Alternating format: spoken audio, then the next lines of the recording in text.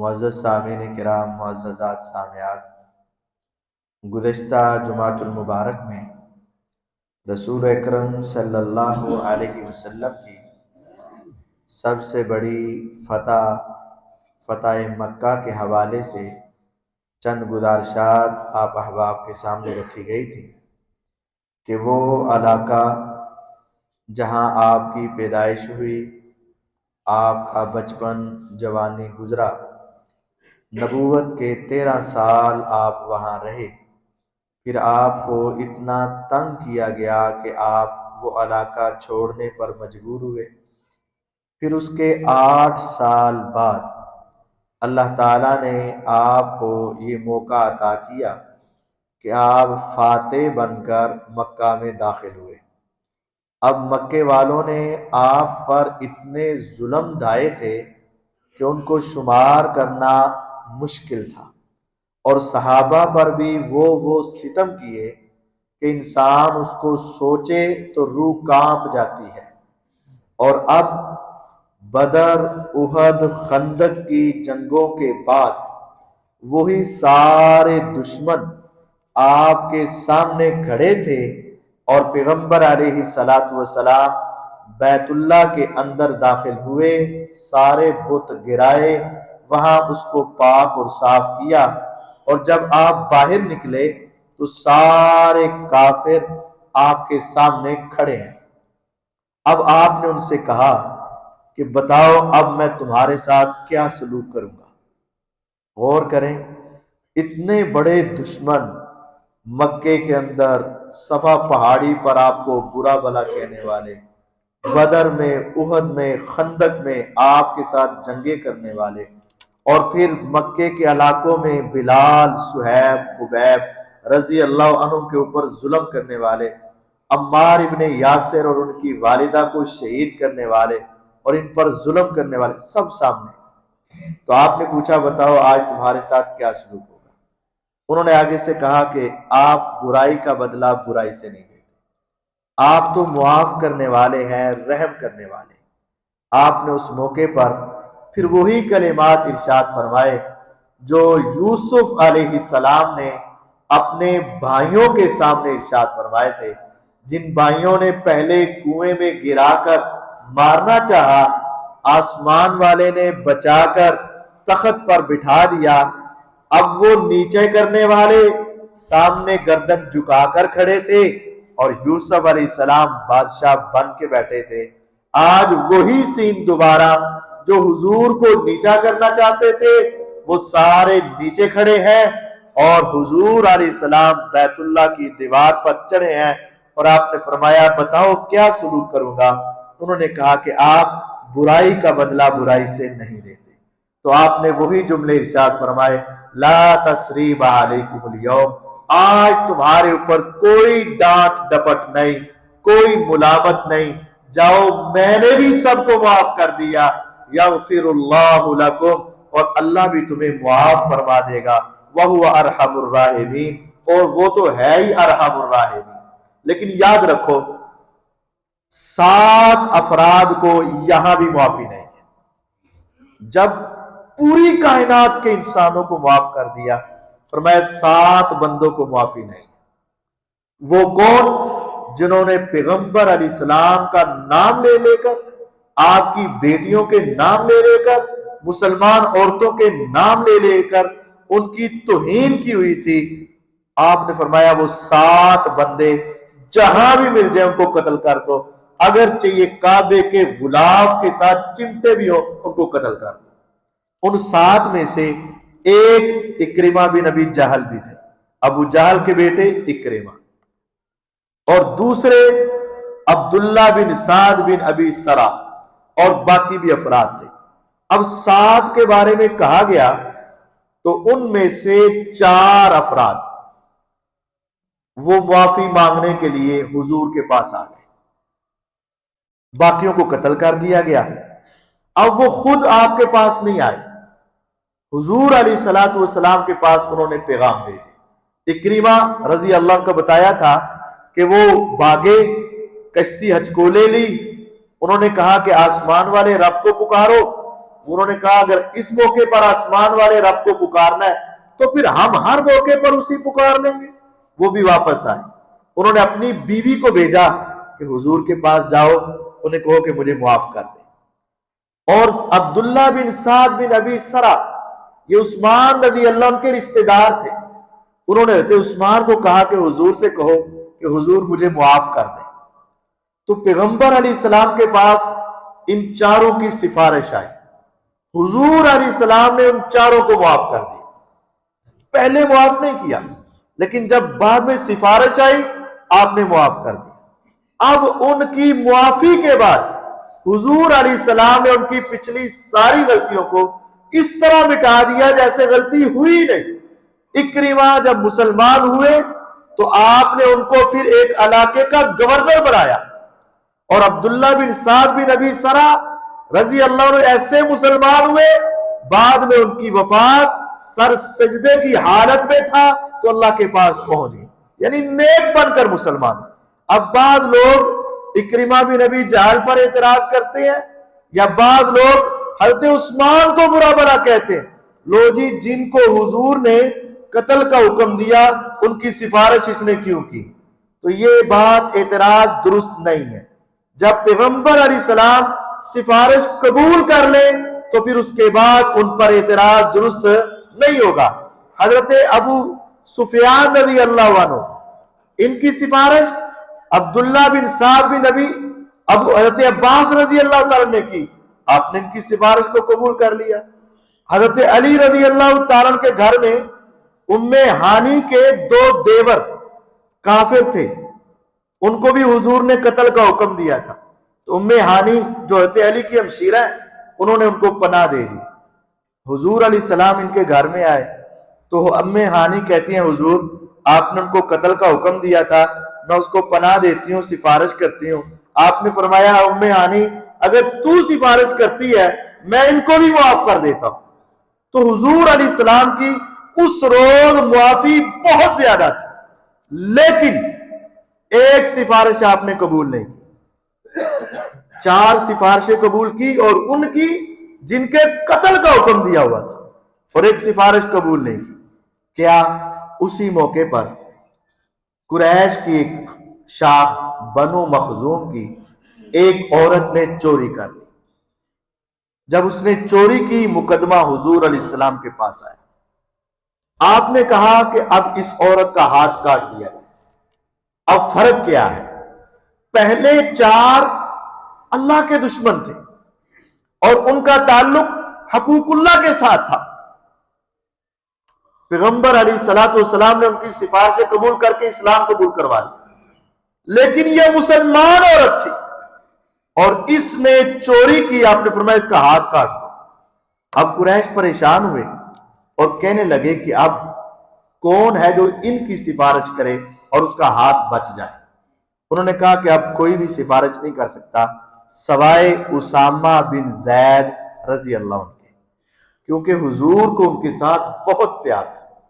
تو اسامہ رضی اللہ کے پاس چلے، اسامہ رضی اللہ تعالیٰ نے حضور سے سفارش کر دی، حضور آپ اتنے بڑے گناہ معاف کر رہے ہیں اور آپ اتنے قاتلین کو چھوڑ رہے ہیں، تو آپ اس عورت سے غلطی ہوئی، چوری کر بیٹھی، ہاتھ کاٹنے کا حکم ہوا، آپ اس کو معاف کر دیں۔ اب کی بار حضور کے چہرے کی رنگت بدل گئی اور پیغمبر علیہ السلام نے فرمایا یا اسامہ اتشفع فی حد من حدود اللہ، اسامہ اللہ کی حدوں کے بارے میں تم سفارش کرو گے؟ اللہ کی قسم لو ان فاطمہ بنت محمد صلی اللہ علیہ وسلم سرقت لقطعت یدها، اگر بفرض محال مثالی طور پر تمہیں کہہ رہا ہوں، حقیقت تو نہیں ہو سکتی، اگر بالفرض میں محمد صلی اللہ علیہ وسلم کی بیٹی بھی چوری کرتی میں اس کا ہاتھ بھی کاٹ دیتا۔ اس موقع پر آپ نے فرمایا ہاں تم سے پہلی قومیں اسی وقت ہلاک اور برباد ہوئی جب ان کے بڑے امیر زادوں نے، عہدیداروں نے، چودھریوں نے، سرداروں نے گناہ کیے، لوگوں نے ان کو معاف کر دیا، اور جب کوئی غریب کوئی چھوٹا غلطی کرتا تو کہ اس کے اوپر سارے قانون نافذ کر دیے جاتے. یہی ان لوگوں کی تباہی اور بربادی کا سبب تھا. اسلام ایسا نہیں کرے گا، چاہے وہ بنو قریش ہو، بنو ہاشم ہو، بنو مخزوم ہو، اعلی خاندان ہو یا ادنا انسان ہو، ہر ایک کے لیے اسلام کا قانون برابر ہے. محمد الرسول اللہ صلی اللہ علیہ وسلم نے 4 قاتلوں کے بارے میں سفارشی تو قبول کی، لیکن ایک سفارش قبول نہ کی. اس سے پتہ چلتا ہے کہ حضور نے جو سفارش قبول کی وہ قبول کرنا حق تھا، درست تھا، اس پر اعتراض نہیں، اور جو آپ نے قبول نہیں کی وہ قبول نہ کرنا حق تھا، اس کے اوپر بھی کوئی اعتراض نہیں. پیغمبر علیہ السلام نے امت کو یہ سبق دیا ہے کہ حقوق العباد کا معاملہ بہت بڑا معاملہ ہے. پھر اس کے بعد پیغمبر علیہ السلام نے لوگوں سے بیعت لی، بہت ساری دنیا مسلمان ہوئی، جس کا تذکرہ قرآن مجید میں اذا جاء نصر اللہ والفتح ورأیت الناس یدخلون فی دین اللہ افواجا. جب اللہ کی مدد آ گئی، فتح ہو چکی، آپ دیکھو گے یدخلون فی دین اللہ افواجا، اللہ کے دین میں گروہ در گروہ لوگ مسلمان ہوں گے. کہاں داخل ہوں گے؟ فی دین اللہ، اللہ کے دین میں.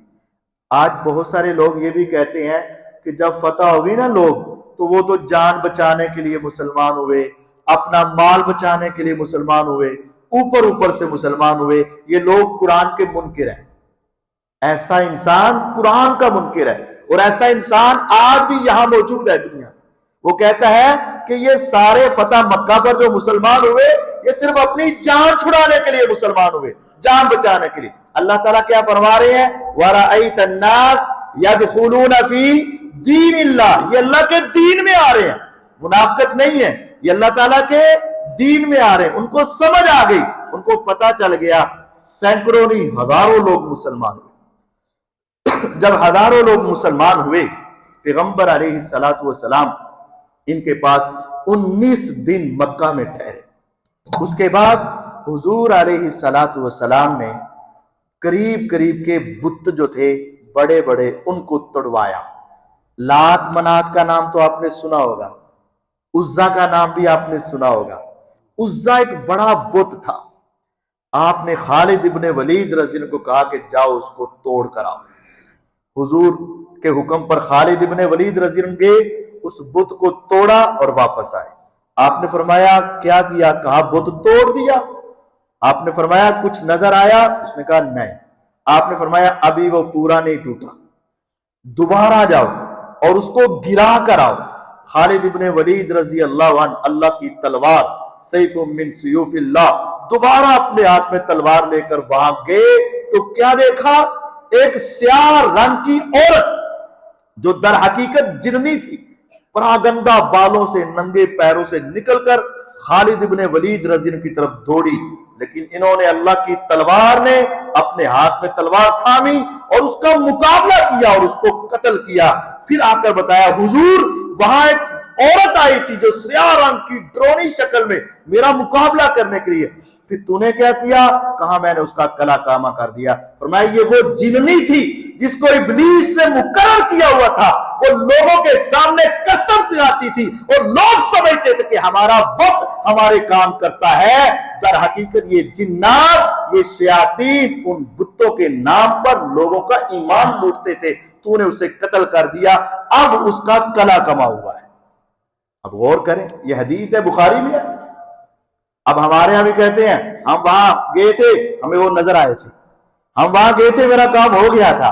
ہاں، شیاطین اور جنات اگر عزا کے ساتھ ہو سکتے ہیں، ہبل کے ساتھ ہو سکتے ہیں، تو آج بھی شیاطین ایسے کام کر سکتے ہیں. حضور علیہ السلام نے منات کو توڑوایا، عزا کو توڑوایا، آپ نے وہاں سوا کو توڑوایا، سارے بت توڑوائے. تو قریب کے علاقے میں وہ طائف کی بستی ہے جہاں حضور علیہ السلام پہلے گئے تھے. ہجرت سے پہلے کوئی نہیں مانا تھا. وہاں حوازن، ثقیف اور اوتاس، یہ پورے قبیلے، وہ لوگ اب ایک دم سے گھبرا گئے کہ مسلمان مکے پر چڑھائی کروائے، اب تو ہماری باری آ جائے. وہ اپنا سارا مال و دولت، ساری عورتیں بچے لے کر اوتاس کے میدان میں جمع ہو گئے. نبی کریم صلی اللہ علیہ وسلم نے اب یہاں سے ہی صحابہ کو لے کر حنین کی طرف اور ان کی طرف روانہ ہوئے۔ یہ مسلمانوں کا سب سے پہلا سب سے بڑا لشکر تھا، 12,000 مسلمان۔ بدر میں کتنے تھے؟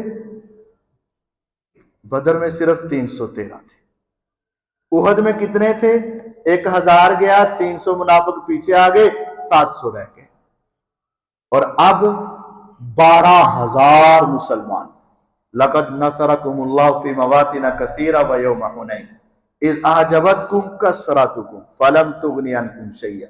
جب 12,000 نکلے نا تو مسلمانوں کے ذہن میں ایک بات آ گئی، اذ اعجبتکم کثرتکم، اللہ تعالیٰ فرماتے ہیں تمہاری کثرت نے تمہیں خوش کر دی۔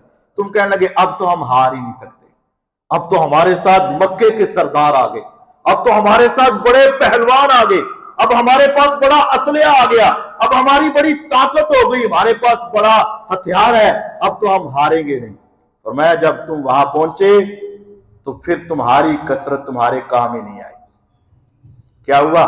راستے میں جا رہے تھے تو ایک واقعہ پیش آیا۔ راستے میں ایک بیری تھی، وہاں مشرکین مکہ اپنی تلواریں لٹکایا کرتے تھے یا اپنی چیزیں باندھ کر وہاں سے تبرک حاصل کیا کرتے تھے۔ تو ابھی جو نئے نئے مسلمان ہوئے تھے، ابھی پوری توحید کا علم نہیں تھا، تو انہوں نے پھر جا کر وہاں اپنی تلوار لٹکانی شروع کی اور تبرک لینا چاہا۔ اور بعض مسلمانوں نے جو پرانے تھے کہا حضور جس طرح یہ کر رہے ہیں آپ ہمارے لیے کوئی درخت مخصوص کر دے، ہم اس سے فائدہ حاصل کریں۔ آپ نے فرمایا لقد قلتم کما قال قوم موسیٰ، ارے تم نے اتنا بڑا کفریہ شرکیہ کلمہ کہا جو قوم موسیٰ نے کہا تھا اجعل لنا الہا کما لہم آلہہ۔ جب موسیٰ علیہ السلام اپنی قوم کو لے کر گئے نا تو وہ کہنے لگے اے موسیٰ علیہ السلام ان کے ہاتھوں میں معبود ہیں تو ہمارے لیے بھی کوئی معبود بنا دو جس کو دیکھ کر ہم اللہ کی عبادت کریں۔ فرمایا یہ تو مشرکانہ سوچ ہے، تم بھی اسی طرح ظاہری بتوں کی مدد کے بجائے درختوں سے مدد لینا چاہتے ہو، یہ مشرکانہ سوچ ہے۔ مدد صرف ایک اللہ سے مانگنی ہے، اس کے علاوہ درختوں سے، پتوں سے، پتھروں سے، انسانوں سے یہ مدد ختم۔ پیغمبر علیہ السلام نے راستے میں لوگوں کے عقیدے کی اصلاح کی۔ اب ہمارے ہاں بھی دیکھ لیجئے گا، بیمار ہو جائے تو وہاں جا کر آپ کیل ٹھونک دیں، وہاں دھاگا باندھ دیں، وہاں طویل لٹکا دیں، وہاں یہ کر دیں، وہاں وہ کر دیں۔ آپ نے فرمایا لَتَرْكَبُنَّ سُنَنَ مَنْ كَانَ قَبْلَكُمْ، لوگوں تم پہلے لوگوں کے طریقوں پر چلو گے، حَذْوَ النَّعْلِ بِالنَّعْلِ، جس طرح ایک جوتے کا تلوا دوسرے جوتے کے بالکل عین برابر ہوتا ہے، تمہاری کیفیت بھی اس طرح کی ہو جائے گی۔ اور وہ لوگ اس وقت بتوں کی پوجا کرتے اور تم بھی ایسا کرنا چاہ رہے ہو۔ موسیٰ علیہ السلام کی قوم نے بچڑا بنانے کا کہا اور تم نے اپنے لیے کوئی بیری اور کوئی درخت چننا چاہا، پیغمبر علیہ السلام نے روک دیا۔ پھر یہ صحابہ آگے پہنچے، 12,000 کا لشکر مسلمانوں کا، اور سامنے سے ہوازن اور ثقیف کے افراد آئے۔ ایسا حملہ ہوا کہ مسلمانوں کے پاؤں اکھڑ گئے، مسلمان دوڑ گئے، بھاگ گئے میدان سے۔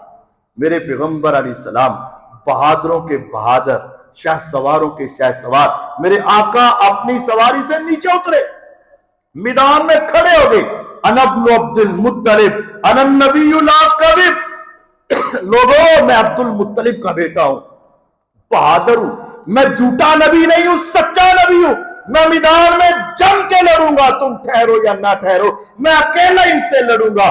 پھر آپ نے فرمایا عباس میرے صحابہ کو آواز دے۔ عباس رضی اللہ نے کہا اے پیغمبر کے ہاتھ پر درخت کے نیچے بیعت کرنے والوں کہاں ہو؟ آ جاؤ، میرے نبی یہاں کھڑے ہیں۔ جب ان کو آواز دی گئی بیعت رضوان والوں کو، بدر احد والوں کو، پھر صحابہ ایسے دوڑے، حدیث میں الفاظ ہے جیسے گائیں اپنے بچے کی محبت میں دوڑتی آتی ہے، صحابہ اسی طرح دوڑتے ہوئے واپس آئے۔ پہلے ان کے قدم اکھڑ گئے تھے، پھر وہ ان کے قدم جمے، میدان میں آ کر لڑے، مسلمانوں کو فتح ہوئی۔ حنین کی جنگ میں काफिरों को शिकस्त हुई, मुसलमानों के पास इतना माल गनीमत आया, फिर 40,000 बकरियां मुसलमानों ने समेट ली, 24,000 ऊंट मुसलमानों ने समेटे, 6,000 गुलाम उनके समेटे, कई टन सोना और चांदी उनका समेट लिया और मुसलमान लेकर वापस आए। पहले वो अपने मालो दौलत पे अतराने लगे, अल्लाह ताला ने थोड़ा सा झटका दिया कि नहीं नहीं नहीं, मदद सिर्फ अल्लाह की तरफ। फिर जब वो दोबारा जमकर लड़े, मुसलमानों को फतह हुई। इतना माल गनीमत जिंदगी में पहले कभी नहीं आया। हुजूर लेकर वापस आए, जिराना मुकाम पर आप ठहर गए। आपने कहा कि ये आ जाएंगे मुसलमान होकर जो रह गए। ऐसा ही हुआ। आप रात को वहां ठहरे, आपका कोई खास इरादा नहीं था। अचानक आपका जी चाहा कि यार ठहरे तो हैं, सुबह तक यहां रहना है, तो उम्रा ही कर लेता हूं। तो आपने रातों रात ही इरादा बनाया, वहीं से आपने इहराम बांधा और उम्रा कर लिया, करके रातों रात वापस आ गए। अब इसकी मिसाल यूं समझिए, बाज दोस्त कहते हैं जिराना मीकात है। नहीं, मीकात नहीं। हुजूर तो जंग के लिए गए, जंग से वापस आए, रात को वहां ठहर गए, बस वो मीकात नहीं। यूं समझें, किसी को होटल बैतुल्लाह के सामने मिल गया, किसी को 2 किलोमीटर के फासले पर मिल गया। अगर बफरज कोई बंदा 15-20 किलोमीटर के फासले पर कोई रहायश इख्तियार कर ले तो वो मीकात नहीं बन जाती। तो हुजूर अलैहिस्सलाम जिराना पर ठहरे, जी चाहा कि मैं उम्रा कर लूं, जब तक मक्के की बाउंड्री के अंदर अंदर हो। तो जहां से भी तुम्हारा जी चाहे आप एहराम बांध लो, मक्के की बाउंड्री के बाहर हो तब भी जहां से जी चाहे। हाँ, जो मीकात की हुदूद है अगर उसको क्रॉस करना है तो वहां से एहराम बांधना है, उसके अंदर है किसी भी जगह पर तो वहां से एहराम बांधना है। आपने जिराना से रातों रात एहराम बांधा, उम्रा किया, वापस चले गए। सुबह हुई तो ऐसा ही हुआ, वो सारे लोग मुसलमान होकर हुजूर के पास आ गए। हुजूर अलैहिस्सलाम के पास आए, कलमा पढ़ा। वो ताइफ वाले जिनके पास हुजूर पहले गए थे वो नहीं माने, अब कलमा पढ़ के मुसलमान हो गए। अब वो कहने लगे हमारे कैदी भी वापस कर दो और हमारा सामान भी वापस कर दो।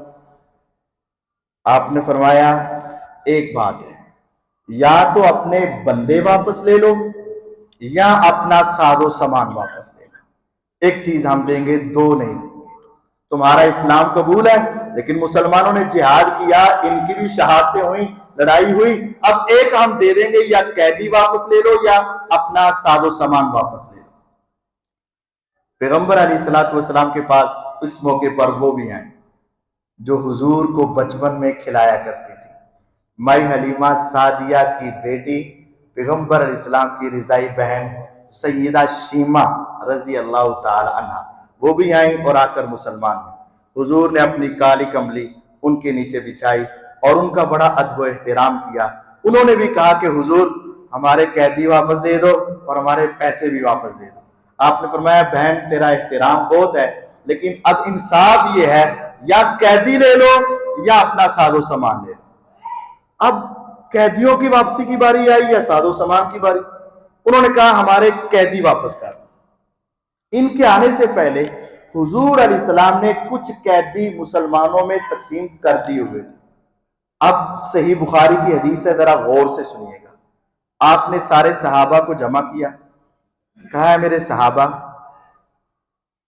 जिसको मैंने कैदी दे दिया है, अगर वो अपनी मर्जी से वापस करना चाहे तो उसकी मेहरबानी, और अपनी दिल की खुशी से नहीं भी करना चाहता तो फिल वक्त दे दे, आइंदा किसी जंग में इसके बदले में मैं उसको इसके बदले में इजाफी अता कर दूंगा। अब सहाबा की बहुत ज्यादा तादाद थी, 12,000 सहाबा।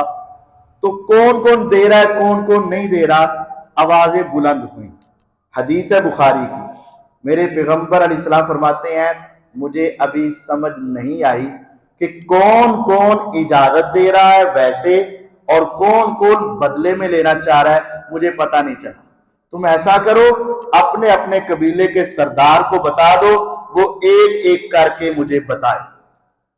अब गौर की बात यह है, حضور علیہ السلام زندہ ہوں، صحابہ موجود ہوں، مسئلہ ایک ہو، آمنے سامنے ہو، لیکن آوازیں زیادہ ہوں تو آپ کہتے ہیں مجھے سمجھ نہیں آئی۔ ایک وقت میں ہزاروں نہیں، لاکھوں نہیں، کروڑوں نہیں، اربوں کی بات کو سننا اور سب کو سمجھنا، یہ صرف کس کا خاصہ ہے؟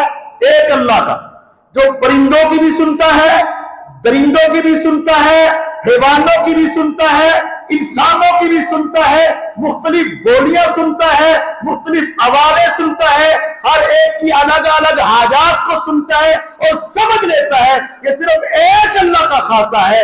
نبی علیہ الصلوۃ والسلام ساری دنیا کے انسانوں سے اعلیٰ ہے۔ آپ کے سامنے صحابہ موجود ہو، بات ایک ہو، کوئی کہہ رہا دیا، کوئی کہہ رہا نہیں دیا، لیکن جب تعداد زیادہ ہو جائے تو انسان ایک وقت میں سب کی سن اور سمجھ نہیں سکتا ہے۔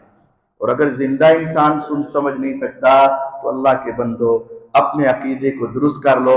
وہ اس دنیا سے جانے کے بعد بھی 30 40 50 اس کو پکار رہے ہو، 100 200 اس کو پکار رہے ہو، یہاں بھی پکار رہے، دوسرے علاقے، تیسرے علاقے، چوتھے علاقے سے پکار رہے ہو، تو وہ قبر میں جانے کے بعد کیسے سن لے گا، کیسے سمجھ لے گا؟ اللہ کے بندو اپنے ایمان کو درست کرو۔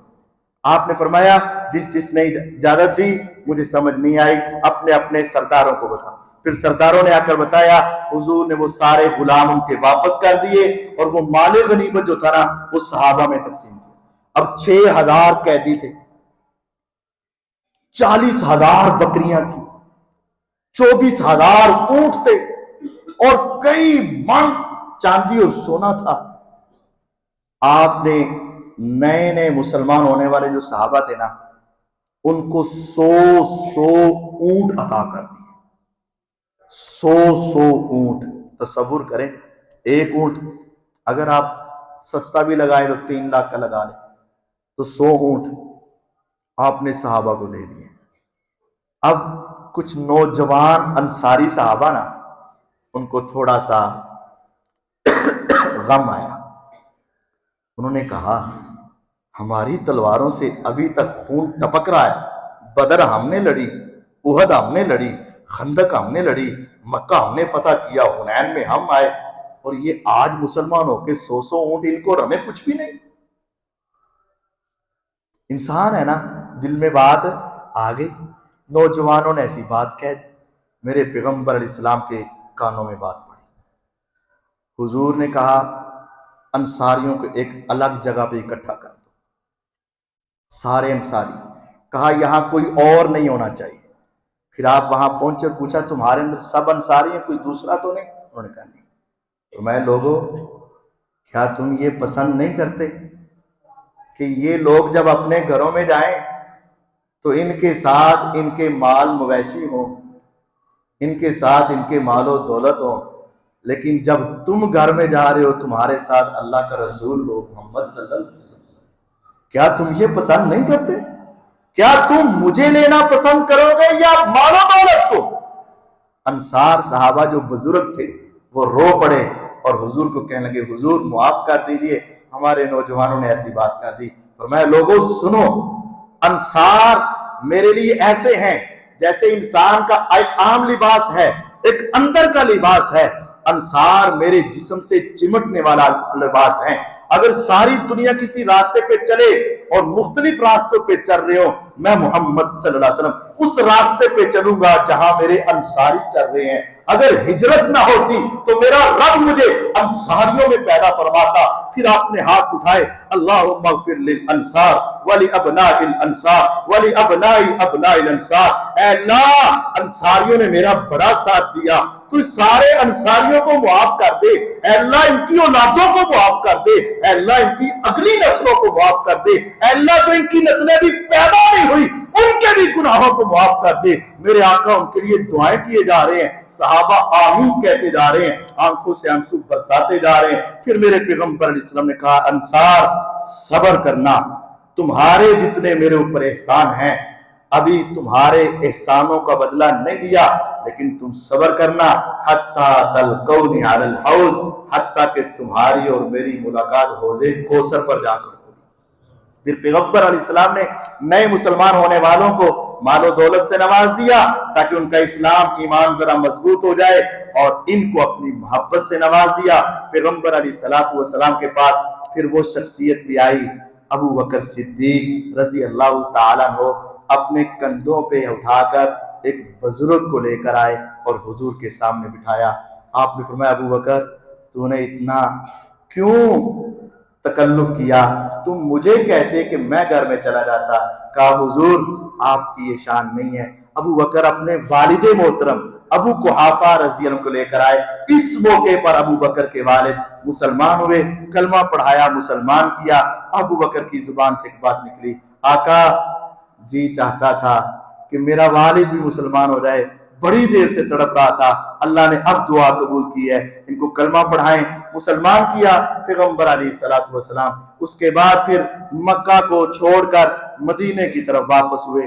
نبی پاک صلی اللہ علیہ وسلم نے اپنے صحابہ کو ساتھ لیا اور یہ پورا سفر آپ نے امن سلامتی کا درس دیا، معافی کا درس دیا، رحم دلی کا درس دیا، اور ہمیشہ انصار کے ساتھ آپ نے محبت کا درس دیا۔ ہمیں بھی یہ ہے، معاملات کتنے بھی مشکل ترین کیوں نہ ہوں، اختلافات کیسے بھی کیوں نہ ہوں، بالآخر اسلام ہمیں یہ کہتا ہے رحم، معافی، درگزر، اسی کو پسند کیا گیا ہے۔ اللہ تعالیٰ نے ان تمام مسلمانوں کے بارے میں پھر یہ اعلان کر دیا، لا یستوی منکم من انفق من قبل الفتح، 27واں پارہ سورۃ الحدید۔ اللہ تعالیٰ فرماتے آیت نمبر 10، جو فتح سے پہلے مسلمان ہوئے، اللہ کے راستے میں خرچ کیا، جہاد کیا، وہ مسلمان، اور جو فتح کے بعد مسلمان ہوئے پھر اس کے بعد جہاد کیا، یعنی غزوہ حنین وغیرہ، یہ مسلمان آپس میں برابر نہیں، ان کا زمین و آسمان کا فرق ہے۔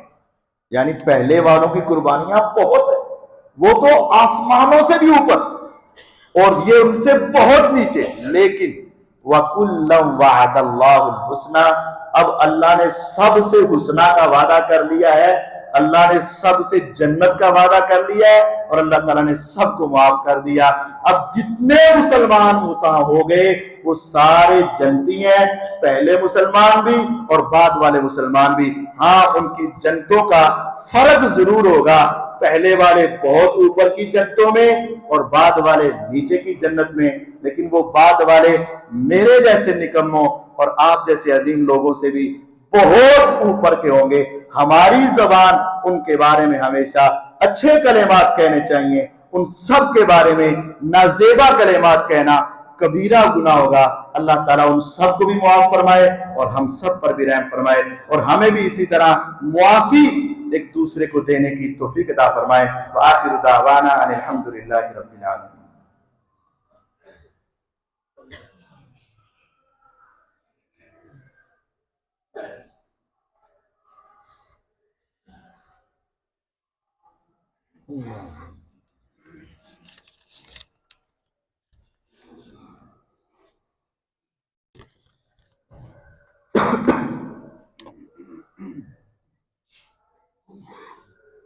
سوال ہے کہ اللہ تعالیٰ کے لیے خدا کا لفظ استعمال کرنا چاہیے؟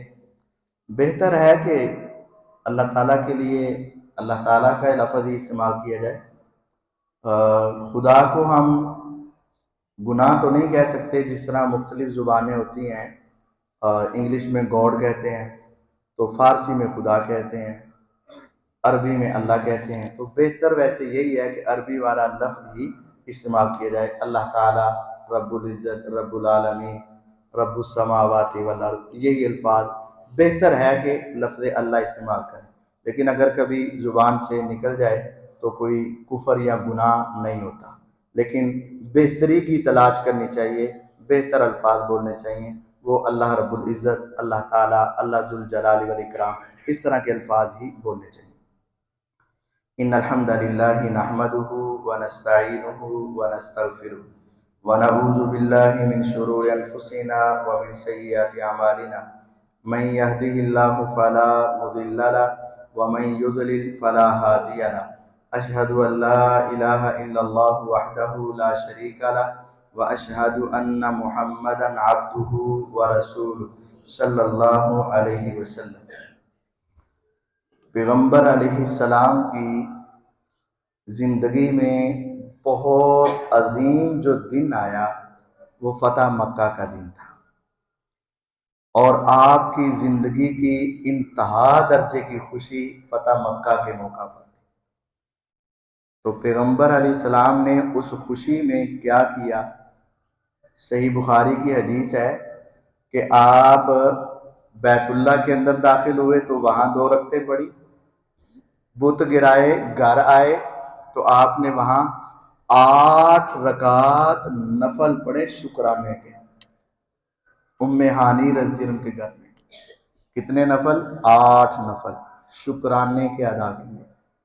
ہمارے ہاں خوشی کے موقع پر شرلیاں، پٹاخے، فیرن، یہ وہ، اور کیا ہوا؟ خوشی ہوئی۔ اللہ کے بندو، پہلی بات یہ ہے کہ جس چیز پر تم خوشی منا رہے ہو سوچو یہ خوشی کا مقام ہے بھی کہ نہیں، اور دوسری بات جس طریقے سے تم منا رہے ہو اس طریقے سے رب العزت راضی ہوتے ہیں یا ناراض ہوتے ہیں۔ اگر تمہیں واقعتاً حقیقی خوشی ہے تو اس طریقے سے مناؤ جس طرح ہمارے قائد، ہمارے سردار، ہمارے نبی جناب محمد الرسول اللہ صلی اللہ علیہ وسلم نے منائی۔ آپ بیت اللہ کے فاتح بنے، بیت اللہ میں جا کے نماز پڑھی، آپ گھر گئے ہیں تو 8 رکعتیں نفل ادا کی۔ اگر تمہیں کوئی حقیقی خوشی ملی ہے تو سجدہ شکر ادا کریں، اللہ کے سامنے نوافل پڑھیں، اللہ کی تعریف کریں، اللہ کا شکر ادا کریں۔ یہ جو ہمارے ہاں طریقہ کار بن چکا ہے یہ اسلام والا طریقہ نہیں، یہ مومنوں والا طریقہ نہیں، یہ اہل ایمان کا طریقہ نہیں، یہ صرف دنیا کو دیکھا دیکھی یا دنیا کو دکھلاوے کی باتیں ہیں۔